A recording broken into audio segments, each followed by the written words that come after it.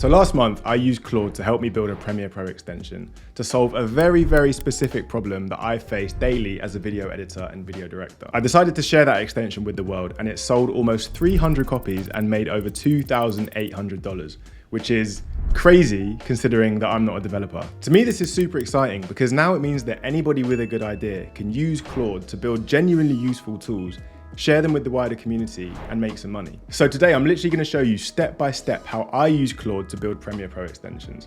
We're going to build one from start to finish, and I'm going to give it away for free at the end. If you're too impatient, just head down to the description and you can grab it right now. Now, before you can actually build anything, you obviously need to come up with an idea, right? And for me, the best ideas are looking for problems that I face daily that I know other people must also face, and then just fixing that. So something that I run into all the time is when I have to synchronize cameras and microphones that don't have timecode.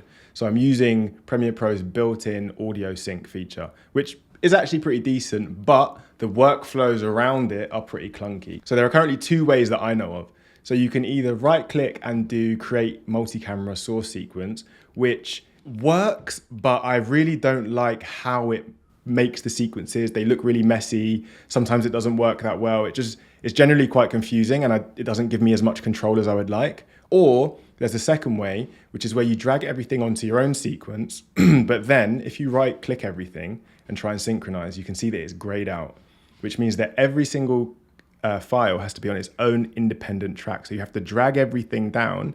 And then the one that's really time consuming is the video track. So you have to drag this one down and then make sure this one's on its own track and this is on its own track. And you can imagine if you have loads and loads of footage and files, this is super time consuming. So the product idea that I've had is to make a button that splits everything up into its own tracks, then a button where you can press it and it will sync, and then a button where you can press again and it will put everything back onto its own track, organized and synchronized. So in theory, this should be quite time saving because you can imagine dragging every single file is quite annoying, and just pressing 3 buttons is way quicker.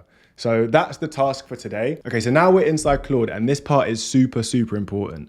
Before you build anything, you need to make sure that your Claude is configured in a particular way to set you up for success. Now, I've obviously built about 9 or 10 different plugins by now, and every single one of those, throughout the building process, I've encountered problems or obstacles that we've had to fix and overcome. So my Claude now is set up in a way that has all of this context and all of this information so that building future products is just so much smoother and we don't run into the same issue twice. Now, there are two options for you here in terms of setting up your own Claude. Option one is you take a screenshot of this page, which I've set up here, paste this into your Claude, and then it can roughly set itself up in the same kind of structure that I've got. And for option two, if you click the link in the description, it will take you to my community where I've literally uploaded all the context files, all the knowledge base, everything that you just drag and drop into your Claude, and it has everything that I've developed over the last 9 or 10 products that I've built. You'll get great results, but they may differ slightly from mine because obviously I've got a lot of context to build on. So without further ado, let's go.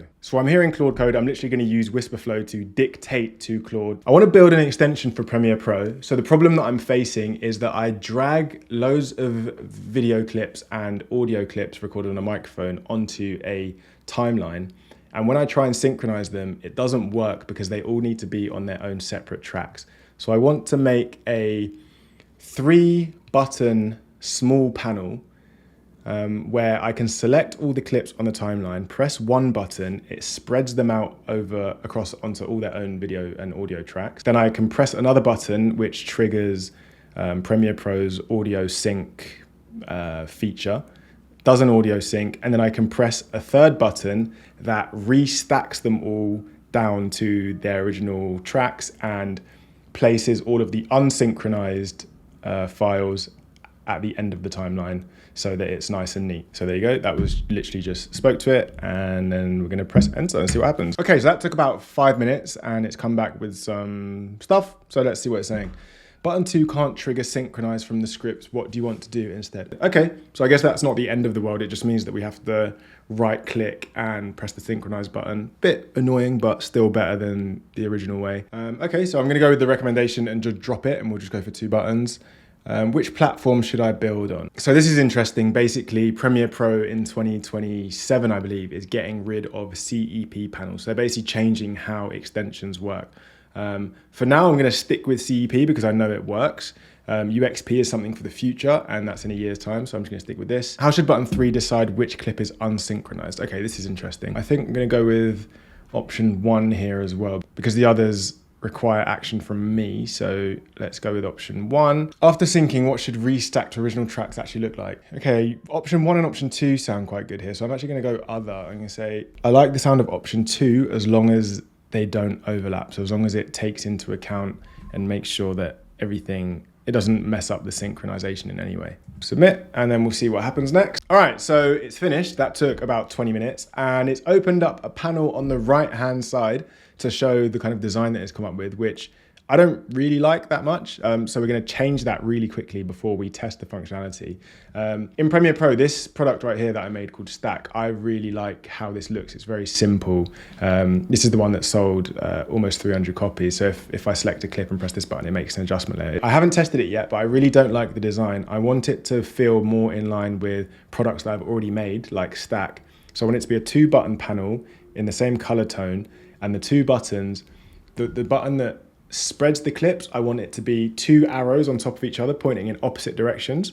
And then the ones that restack the clips, I want them to be 2 arrows pointing at each other, upwards and downwards. So let's see what that comes back with. So now that is finished, it's done a better job. It's still not perfect. I would spend a lot longer refining this design, but for now, it's fine. Let's test it works. So I've relaunched Premiere Pro already. So I'm gonna go Window Extensions, and there it is, Spread. That pops out, nice. Let's dock that in the same place as Stack, see how it looks. Okay, that's cool. So now I've got Stack and I've got Spread, which are 2 like cool plugins that I've made. So now let's test if it works. So if I select everything and then press Spread, oh, look at that, you can see it working.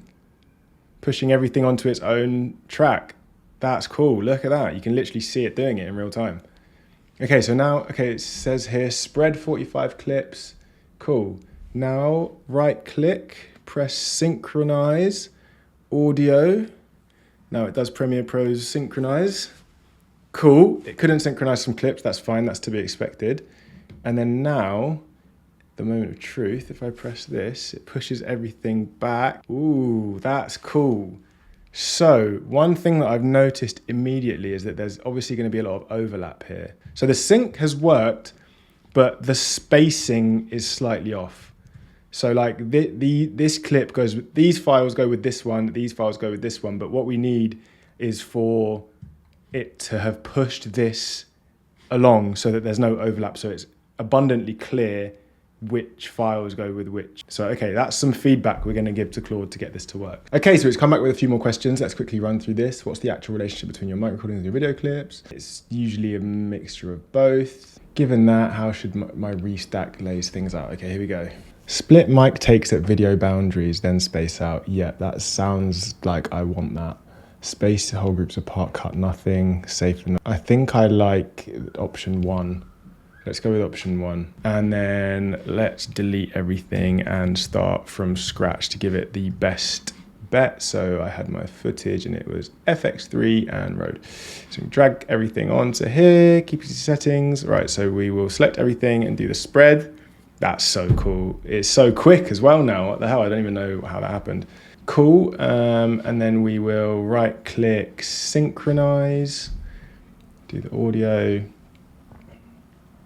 Cool, so that's synchronized stuff all down there, and then let's press the restack button and see what happens now.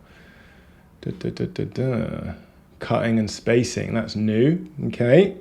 Can see stuff happening, which I like. I like to see stuff happening. That looks way better. So what have we got? So this stuff all must be unsynced.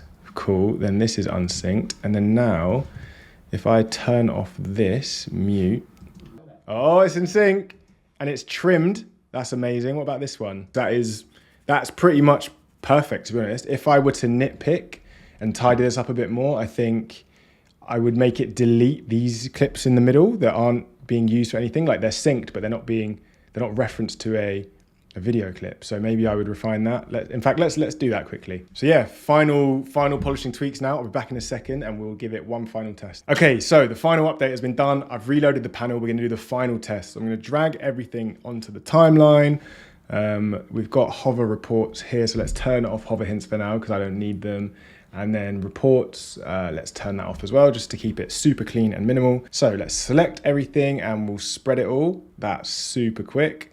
Right, then we'll right click and synchronize.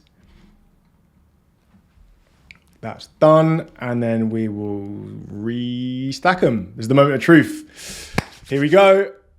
Let's see. Stack, stack, stack, stack, stack, stack, stack. Nice. Just making cuts. I like it. Ooh, that's good. Oh man, that's literally perfect. Oh man, that's so good. So we went from messy timeline unsynchronized to like perfectly synchronized in a few clicks. Like that is the power of being able to make your own tools that can fix your problems. Now, obviously this has only been tested in one scenario. There might be some bugs in here if you tried to use it in a different scenario that you would run into, but that is also the benefit of having Claude set up in the proper way, where you can report these bugs, build this knowledge base of fixes that will then empower you to be able to make even better products going forwards. Because like part of the reason that this one went relatively smoothly is because of my existing knowledge base and the existing lessons that I've learned. So yeah.